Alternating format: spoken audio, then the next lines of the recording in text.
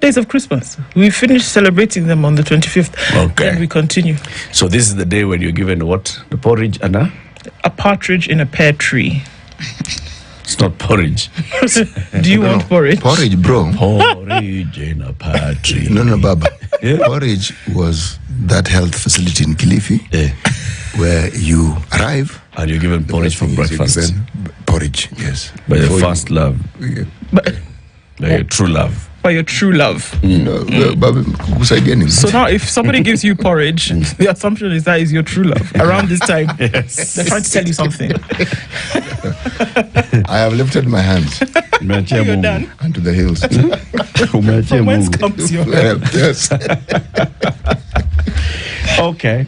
It's also the second day of the Nairobi Festival. Yeah. Yes? Yep. The second edition. So you're starting yesterday and going on up to Sunday. Yeah. It's also the first day of the Morans Golden Cup and Kajiado, bringing together the Morans to play football. It's very good. Senor? Eric, tell us a bit about that. Who started that initiative? It was started by a gentleman called Alex Musikeri. He's the current FKF chairman, Kajiado County. It's very good. And his friends who are enthusiastic in football. And they just said, all right, so we have several leagues playing at village level across Kajiado. How about we just elevate this one and bring all these guys together once to play a football match? And so this is how it has happened. This is the 7th edition this time. So it looks at the various leagues, starting from the sub-county league, so the winners of the sub-county league, and then there's the divisional league, and then there's the county champions, and then there are those who, you know what, you go graduating. Yeah. The winner of the sub-county league now next time plays in the county. The winner of the county now next time plays in the, like that, right?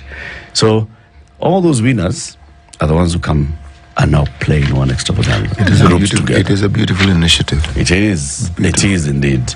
The talent on display is very good. And just to imagine that these young boys and girls come from the very remote parts of Kajiado in the very dusty villages. But the talent that they display, very good. Extravaganza. Come on Sunday. That's the final. Okay. Even you, Waziri. You'll be busy in Nairobi. Yes. Sawa, we understand. And that's what we want to talk about. Because it's just here. But I'll have that's the last day of my It's the festival. last day of the Nairobi Festival. It's gonna be lit once again. Yeah. Yes. That's in sawa kabisa. Hiyo ni sawa. Yeah. Hiyo ni sawa, tumekubali. Asante. We share. Yeah. Us guys will be in Kajiado with the football. Where in Kajiado is it? Kajiado town. Kajiado town. Yes. It's an exciting one because, it's the same thing we're doing with the Kipaji 47 as part of the build-up to the Nairobi Festival. So we've been, if you must have seen our yellow caravans, Yes. from sub-county, ward to ward actually, looking for talent. We did a call-out for talent and that's been, so from today, they perform on stage. And that's going to be exciting. And whoever wins now will get an award. Will be crowned on Sunday. Yeah. So for us, it's building talent, and I like the fact that it's bottom up. That's very good. Yeah. That's very good. It's the same thing. The Kajiado County government is supporting us in the Morans Golden Cup once again this year. Good support. So the person who's speaking is Waziri Dr. Anastasia Nyalita. She is the County Executive Committee member for Inclusivity, Public Participation and Customer Service in the Nairobi City County Government. Waziri, good morning and welcome to the hot seat of the Situation Room. Thank you, Eric. Thank you for having me. I bring greetings from His Excellency the Governor of Nairobi, Governor Sakaja. Is very excited that we are having this. We're really hyping the Nairobi Festival, the second edition. Yesterday was the first day. It was lit. It was amazing. Yeah. And really, I'm encouraging everybody to come. From 10, gates open.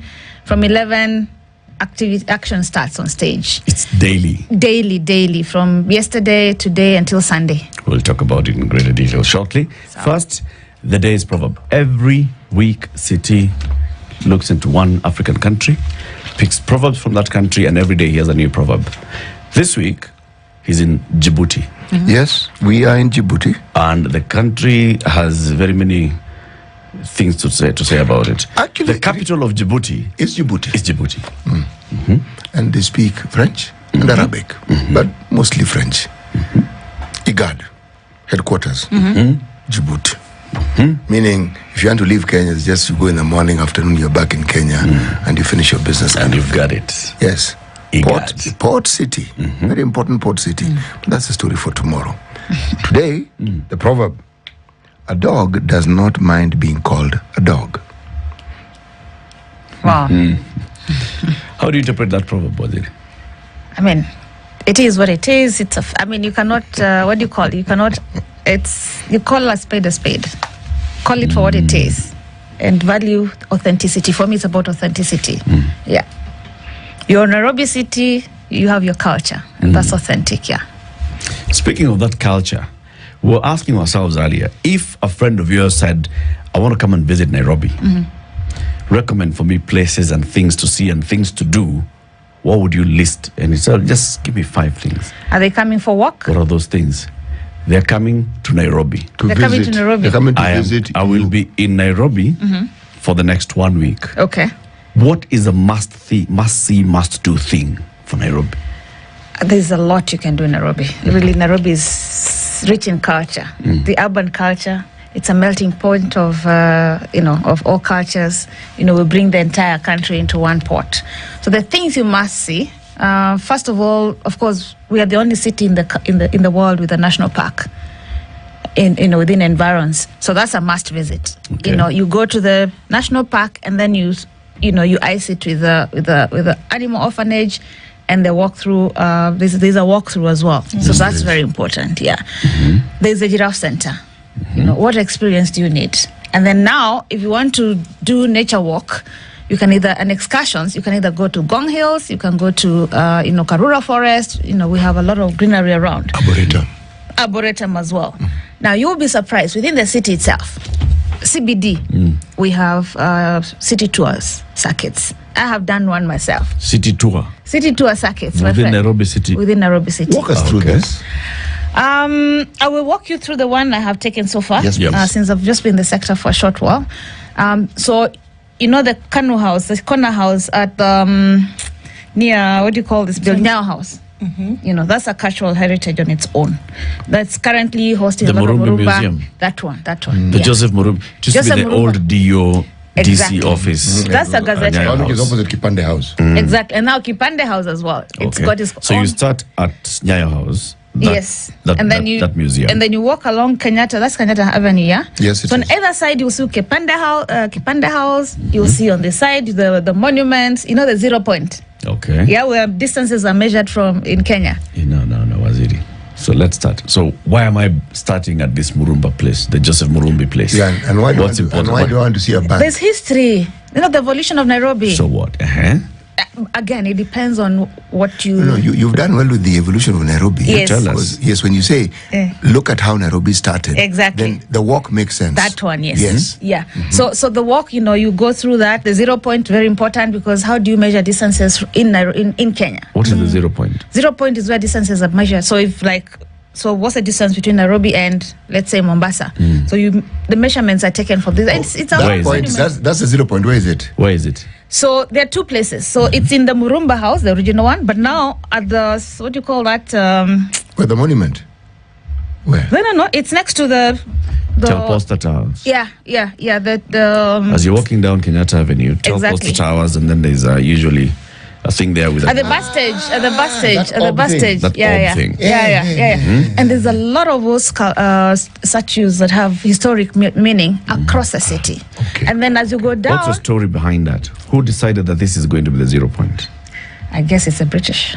Okay. I think it's original, but we need to validate. There has to be a 0 point. There has to be, Let's yeah. put it that way. Yeah. So that you can actually be sure that when you start from here, there's a point you start Yeah. from, and everyone agrees that is the point you start from. Then Absolutely. the distances can be authenticated. Absolutely. Yes. So on either side, anyway, of that walk, you have the Macmillan Library. As you go down, you have where the Standard Bank is. You have the Indian Bank. There's a lot of the Bank of stories Baroda. behind Bank of Baroda. There's a lot of stories, and then now the new Stanley. You remember the first post office?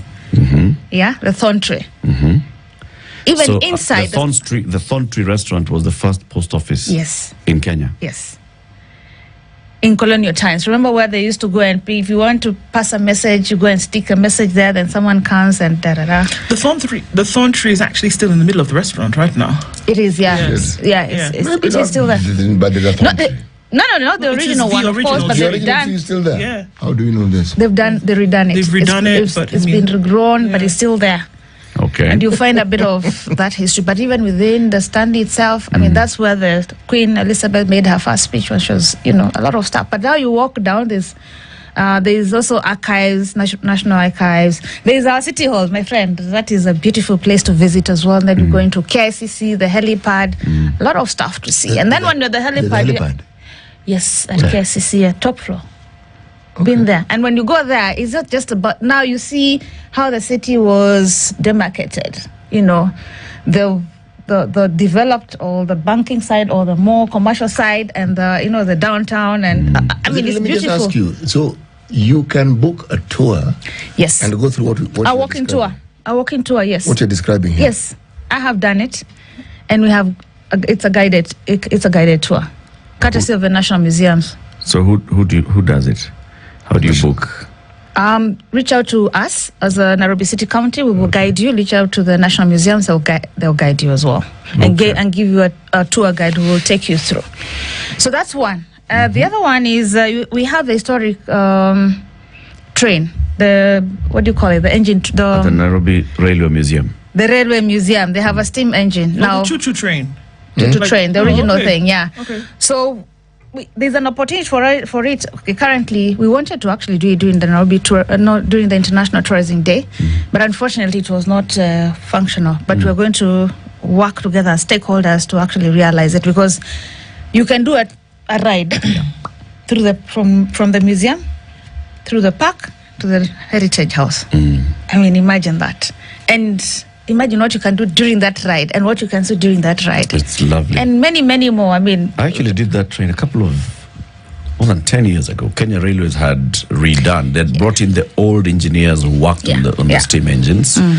They brought them, they actually revived that steam engine, and they were doing tours. So from the railway going down to the African Heritage House in Athi River, or the other one was going all the way to Naivasha. So we did one in Naivasha, and they actually had me and given me some notes. So I was the commentator along this. This is Mount Margaret. Amazing. I don't know the story of Mount Margaret as you're going down to Naivasha and back. Did his wife a mountain? Okay. Margaret. Mount Margaret somewhere. I think this is all very... So you go to the museum and you find that. Yeah.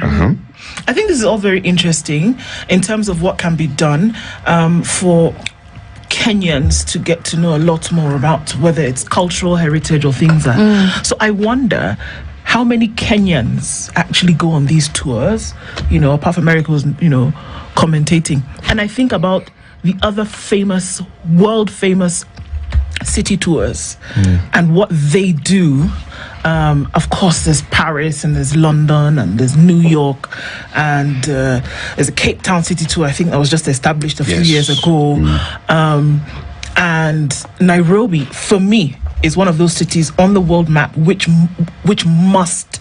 There's so much that's a lot rooted right here. A lot, yes. Because like when you think of the Paris tour, you don't think much. There's Champs-Elysees, there's Notre Dame, there's the Louvre, all these things that you can go and see, and it is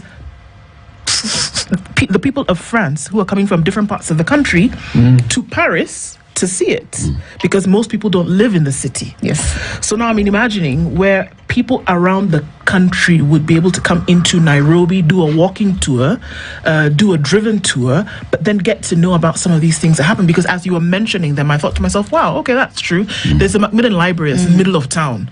You don't really think about it when you pass it as a historical thing. You don't think about these other things because you just kind of pass them. Who knew 0 Point was in the middle of the city? I know. Yeah. So is this not an opportunity to really vamp up some of these We're on things to make it then available for Kenyans to get to know? We're on it. My boss just gave me that assignment, so we put together a strategy team to actually look at how can we market Nairobi. Using a similar principle or strategy as was used in studying the case of New York City. That's number one. Number two, we have stakeholders that are really excited to work with us. We have the Kenya Tourism Board, we have the Kenya Tourism Fund, we have the Kenya Tourism Promotion Fund, we have the Kenya, which is the other one, of course, the Research Fund.